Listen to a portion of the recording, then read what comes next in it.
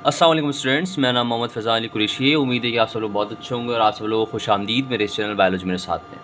Students, आज जो हम हमारा आपके चैप्टर नंबर 22 में से जो टॉपिक हम शुरू करने जा रहे हैं, उस टॉपिक का नाम replication of DNA semi conservative है।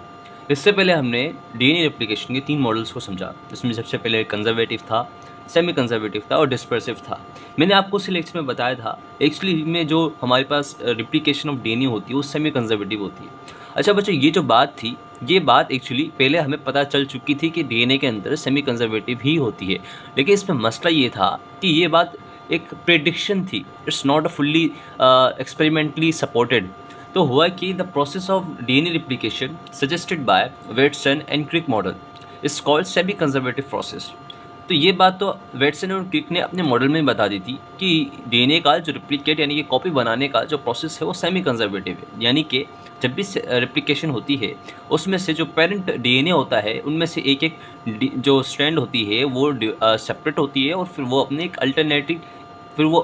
अल्टरनेटिव फॉर्म ऑफ रिप्लिकेशन कर लेती है दूसरी स्ट्रैंड के, और फिर एक उसके अंदर हमारी कॉपी स्ट्रैंड होती है और एक हमारी पेरेंटल डीएनए से स्ट्रैंड आईवी होती है। तो ये बात तो हमने पहले समझी थी, जैसे कि इसमें भी हमें बता रहा है कि because after one round of replication the original duplex यानी कि जो उसका डबल हेलिक्स स्ट्रक्चर था इज नॉट कंजर्व।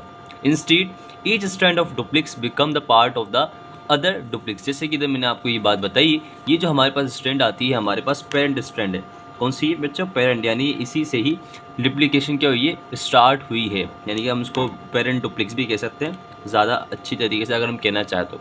जिसमें से हमारे पास ये वाली बिल्कुल न्यू है और ये वाली हमारे पास पेरेंट की है, यानी कि जो हमारी डीएनए से आई है।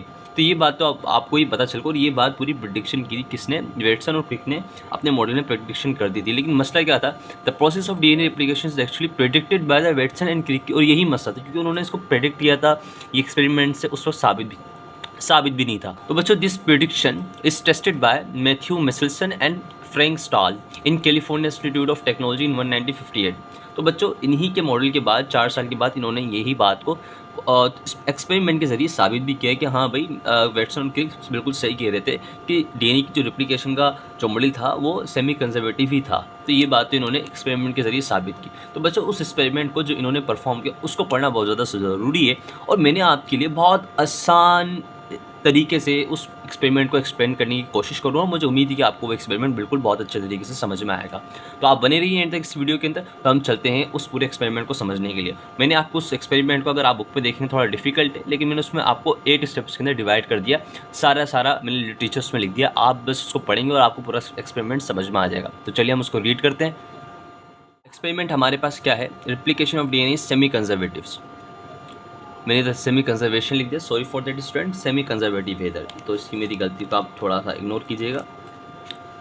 तो बच्चों, इधर क्या कह रहा है कि the first purpose of experiment क्या था? हमारे पास एम था, the aim of the experiment was to test the semi conservative model of DNA replication propose by Watson and Crick. इसको एक्सपेरिमेंटली टेस्ट करना था कि आया ये सेमी कंजर्वेटिव है या नहीं है। तो ये तो हमें पर्पस पता चलेगा एक्सपेरिमेंट का। अब इसमें क्या होगा, देखो बच्चों, जो भी एक्सपेरिमेंट होते हैं उसमें कुछ मटेरियल्स या ऑर्गेनिज्म की सिलेक्शन होती है। इसमें हमारे पास जो ऑर्गेनिज्म की सिलेक्शन थी, बैक्टीरिया, यानी कि सिलेक्शन ऑफ बैक्टीरिया थी और आइसोटॉप्स थे। सही, और आपको पता है कि आइसोटॉप्स कंपाउंड्स होते हैं एक ही एलिमेंट के ड्यू टू एटॉमिक नंबर की चेंजेस की वजह से। तो बच्चों, उसमें हमारे पास जो बैक्टीरिया सेलेक्ट किया गया उस बैक्टीरिया का नाम था ई कोलाई, जिसको हम इस्चेरिया कोलाई भी बोलते हैं। ये इन्होंने एक एक्सपेरिमेंटल ऑर्गेनिज्म के तौर पे इसको सिलेक्ट किया, और उन्होंने 2 आइसोटॉप्स भी लिए, जिसमें से एक हैवी आइसोटॉप था जो कि नाइट्रोजन 15 था, और दूसरा था लाइट आइसोटॉप जो कि नाइट्रोजन 14 था। और ये किसका आइसोटॉप था? नाइट्रोजन की। बच्चों, ये हमारी सिलेक्शन हुई इस एक्सपेरिमेंट के अंदर, किसकी? आइसोटॉप्स की और किनकी? आपके ऑर्गेनिज्म की। तो बच्चों, फिर उन्होंने क्या किया? ग्रोइंग बैक्टीरिया को ट्रांसफर किया। ग्रोइंग किया इन्होंने बैक्टीरिया को किसके अंदर? एक हैवी आइसोटॉप के अंदर, और यहीं से ही ये एक्सपेरिमेंट क्या हुआ बच्चों? स्टार्ट हुआ। कैसे बच्चों? Bacteria were grown initially for several generation. क्या हुआ? इसी मीडियम के अंदर, यानी कि आपको पता है बैक्टीरिया को ग्रो करने के लिए एक मीडिया चाहिए होता है, यानी कि मीडिया एक ऐसा इन्वायरमेंट होता है जो केमिकल्स की मदद से बनाया जाता है, फिर इसमें बैक्टीरिया को ट्रांसफ़र कर दिया जाता है। तो बच्चों, इसी आइसोटोप को, जो कि हैवी आइसोटोप था, जो कि हमारे पास कौन सा था बच्चों? नाइट्रोजन 15 था, उसके अंदर इस बैक्टीरिया को क्या ट्रांसफ़र कर, उस मीडियम के अंदर ये भी था। कौन सा? ये वाला आइसोटोप भी था उस मीडियम के अंदर। तो बच्चों, इस बैक्टीरिया को इस मीडियम में ट्रांसफ़र कर दिएगा जिसके अंदर हैवी आइसोटोप था। फिर क्या हुआ, bacteria were grown initially for several generation in a medium containing heavy isotopes nitrogen 15। तो ये बात भी आपको समझ में आ गई। This resulted in bacterial DNA becoming the denser then normal. Denser से मुराद क्या हुआ, भारी हो गया। क्यों भारी हुआ, क्योंकि इसमें जो नाइट्रोजन 15 है वो एक हैवी आइसोटोप, इस वजह से भारी हो गया। तो बच्चों अब आगे चलते तो ये आपको इसका रीज़न भी पता चलेगा कि क्यों भारी हुआ है। वैसे भारी इसलिए हुआ क्योंकि आइसोटोप भी इधर हैवी है।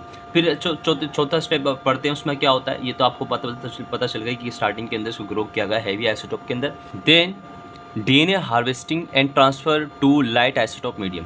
अब इसमें क्या होता है बच्चों, ये जो टर्म है इसको समझना बड़ा ज़रूरी है। आपकी बुक में भी बताया लेकिन बहुत मुश्किल तरीके से बताया हुआ, मैं आपको ये आसानी से बता रहा हूँ।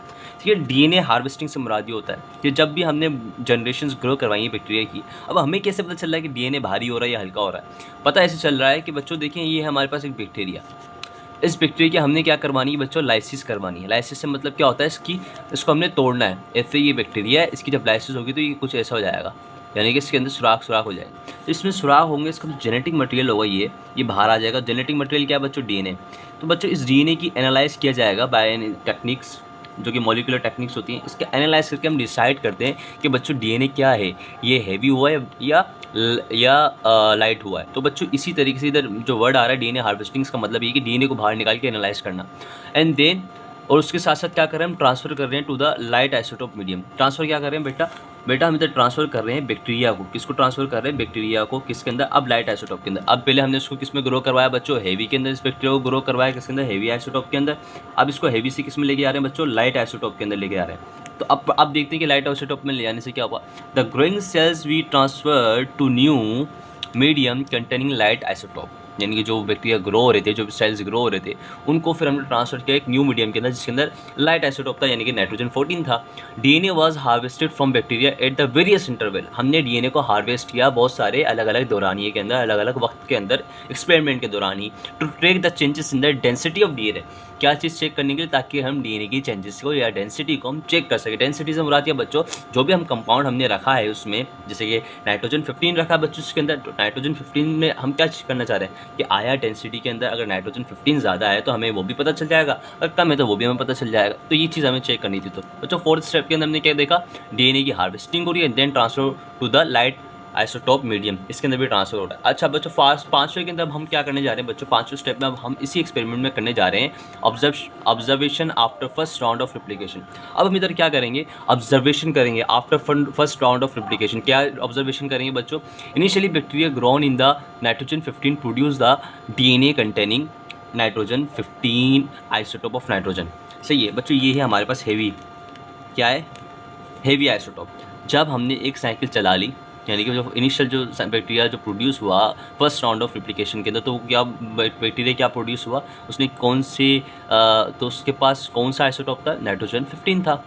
After the one round of replication in the nitrogen 14 medium, the density of bacterial DNA decreased to an intermediate level between heavy and light isotope। अच्छा, इस बात को समझना बहुत ज़्यादा ज़रूरी है। क्या है कि जब हमने एक राउंड ऑफ रिप्लिकेशन को कंप्लीट किया मीडियम के, तो जो बैक्टीरिया के डीएनए की जो डेंसिटी थी वो डिक्रीज़ हो गई। पहले तो हेवी थी, लेकिन अब क्या होगा, डिक्रीज़ हो गई। किन के दरमियान में आ गई, हेवी और लाइट के दरमियान में आ गई। सही है, हैवी और लाइट के दरमियान में क्यों आ गए बच्चों, क्योंकि उसके अंदर एक स्ट्रैंड जो थी हमारे पास वो नाइट्रोजन, एक स्ट्रैंड जो थी बैक्टीरिया की उसके अंदर हमारे पास नाइट्रोजन 14 था, और दूसरी स्ट्रैंड जो थी उसके अंदर हमारे पास क्या था, नाइट्रोजन 15 था। तो इस वजह से मैंने आपको बताया कि एक पेरेंट डीएनए की थी और एक कौन से डीएनए की थी, एक आपके जो न्यू डीएनए बना उसकी थी। तो इस वजह से इसमें हमारे पास क्या आ गई है, फ़र्क आ गया। तो बच्चों ये बात हमें पता चल गई कि क्यों इधर इंटरमीडिएट आ गए बीच के अंदर। अब इसी बात को हमने क्या समझा कि सेकंड राउंड के अंदर हम इस बात को समझेंगे। सेकंड राउंड ऑफ रिप्लिकेशन बच्चों हमें क्या पता चला, after another round of replication 2 densities classes were observe. देखो बच्चों, हमने पहली में क्या देखा कि हमें बिल्कुल एक जो बैक्टीरियल डीएनए की जो डेंसिटी बिल्कुल इंटरमीडिएट मिली किसकी, हेवी एंड लाइट आइसोटोप्स के। लेकिन सेकंड राउंड में हम जब रिप्लिकेशन कराए तो उसमें हमें 2 क्लासेस ही मिली किसकी, डीएनए स्ट्रैंड्स की, ऑब्जर्व हुई। कैसे बच्चों, एक थी लाइट डेंसिटी, एक थी हमारे पास इंटरमीडिएट डेंसिटी। इंटरमीडिएट डेंसिटी हमें क्या बता रही थी इस एक्सपेरिमेंट में, वो ये बता रही थी indicating the presence of one heavy strand from the parent molecule, और लाइट डेंसिटी हमें क्या बता रही थी, corresponding to DNA that include none of heavy isotopes. और जो लाइट डेंसिटी जो हमें बता रही थी इसमें कोई सभी हेवी आइसोटोप है नहीं, और इंटरमीडिएट हमें क्या बता रही थी कि इसमें हमारे पास एक हेवी और एक क्या है, लाइट मॉलिक्यूल है आइसोटोप का, जो कि मैंने आपको ऊपर पहले ही बता चुका हूँ कि एक नाइट्रोजन 14 था और एक नाइट्रोजन 15 था। तो बच्चों इन सारे स्टेप्स के अंदर अब हम पढ़ते हैं कि ऑब्जर्वेशन में हमें क्या समझ में आएगा। चलो बच्चों अब हम इसकी ऑब्जर्वेशन समझते हैं। इधर अब जो हमारी लास्ट बात है ना, वो है confirmation of semi conservative replication. देखिए अब हम जा रहे हैं क्या करने, कन्फर्मेशन करने आ रहे हैं। कन्फर्मेशन में क्या है बच्चों, इसको पढ़ना बहुत ज़्यादा जरूरी है। अब इसको आप पढ़ लेंगे तो आपके जितने भी मैंने ये भी स्टेप्स पढ़ाए, ये पढ़ने के बाद ये स्टेप्स पढ़ने के सारे क्लियर है। मैं कहता हूँ कि आप ये पूरा सवाल लिख कर आएंगे, अगर आपके पास ये बोर्ड में आ जाता है तो जूलॉजी के सेक्शन में से। क्या होता है बच्चों, result confirm that after 1 round of duplication each daughter DNA duplex possess one labeled heavy strand from the parent molecule। सही है, यानी कि एक क्या थी हमारे पास, एक जो लेबल्ड हेवी स्ट्रैंड थी वो किस में से आ रही है हमारे पास, पेरेंट मॉलिक्यूल में से आ रही है। किसके अंदर बच्चों, डॉटर डीएनए डुप्लेक्स, यानी कि जो हमारे पास बनी है, ठीक है बच्चों, उसकी बात कर रहा है।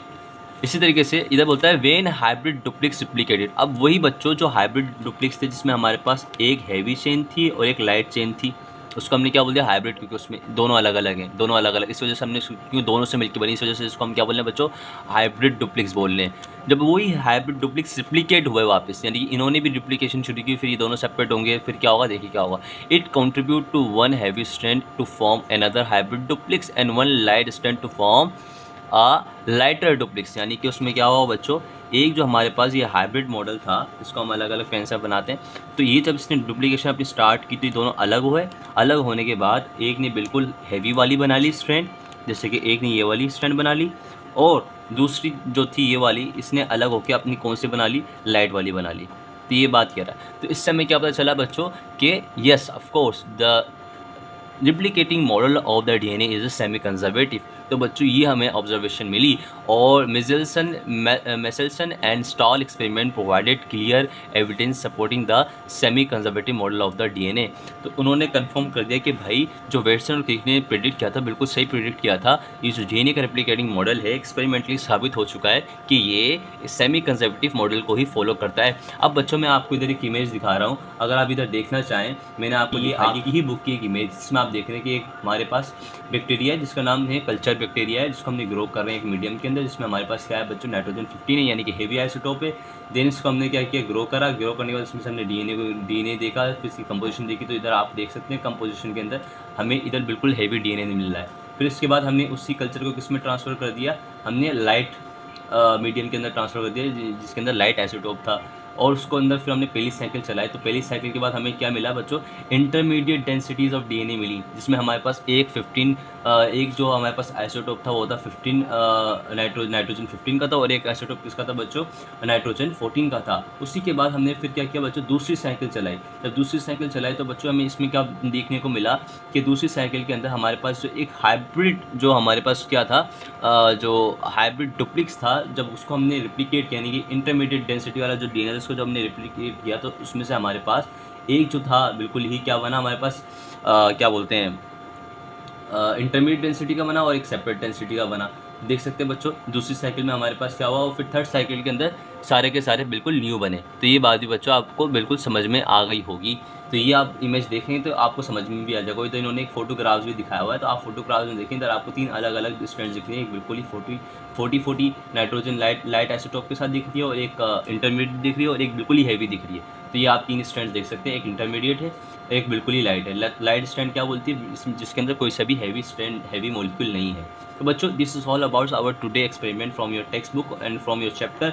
अगर आपको यार थोड़ा सा भी पसंद आया है यार इस बात, या ये अच्छा लेक्चर है, मैंने अपनी पूरा 100% दिया आपको पढ़ाने में, अगर आपको पूरा का पूरा एक्सपेरिमेंट समझ में आ गया है तो बस मेरे लिए यही बहुत अच्छा है। आपसे छोटी सी रिक्वेस्ट है कि आप मेरे चैनल को लाइक भी कर दो, सब्सक्राइब भी कर दो और फॉलो भी कर दो, ताकि मुझे मज़ा आया आपको इसी तरीके से अमेजिंग से लेक्चर पढ़ाने में। तब तक के लिए आपको अल्लाह हाफ़िज़। हम मिलते हैं हमारे आपसे एक अगले लेक्चर के, तब तक आप बस पढ़ते रहिए, मोटिवेट रहिए और अल्लाह पे भरोसा रखिए। अल्लाह हाफ़िज़।